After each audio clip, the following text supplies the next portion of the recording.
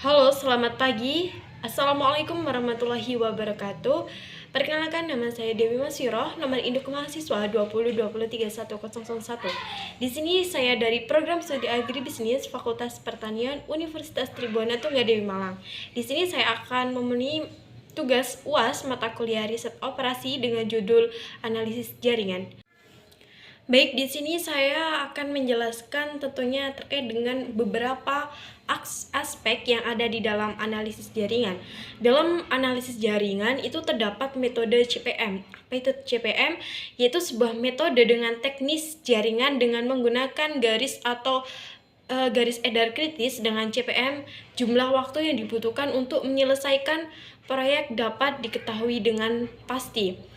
CPM juga sebagai analisa jaringan yang berusaha mengoptimalkan biaya total proyek melalui pengeluaran waktu penyelesaian total proyek tersebut. Untuk selanjutnya yaitu PERT atau CPM.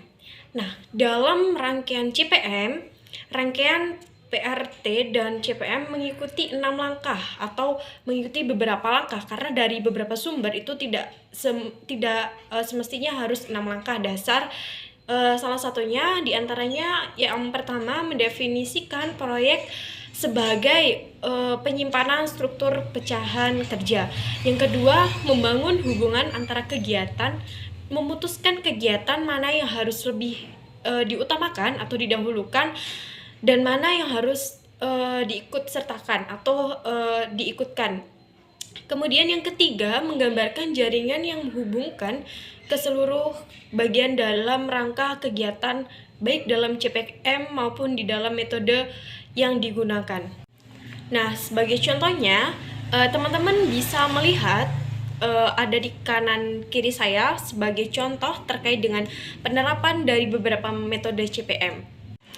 Nah, teman-teman sudah melihat bahwasanya contoh yang ada di sebelah kanan dan sebelah kiri saya terkait dengan contoh metode dari CPM sendiri itu sangat sederhana sekali, melainkan ada beberapa metode-metode, ada beberapa tahapan-tahapan yang harus dilalui sehingga setiap perusahaan yang akan melakukan dengan metode CPM akan menggunakan metode CPM ini khususnya dengan baik dan tidak dan meminimalisir terkait dengan angka kekeliruan.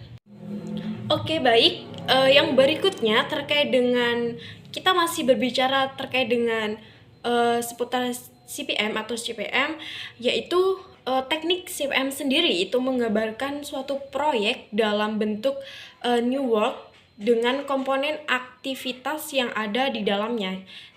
Semisal agar teknik ini dapat diterapkan dalam suatu proyek harus mempunyai ciri-ciri diantaranya sebagai berikut. Yang pertama, pekerjaan-pekerjaan dalam proyek harus menandai saat berakhirnya proyek tersebut. Kemudian yang kedua, pekerjaan-pekerjaan dapat dimulai, diakhiri, dan dilaksanakan secara terpisah dalam suatu rangkaian tertentu.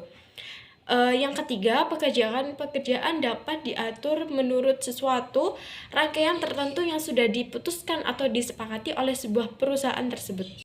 Nah, yang terakhir ada beberapa contoh kasus atau contoh soal terkait dengan metode CPM. Itu bagaimana bentuknya dan penyelesaiannya ada di berikutnya.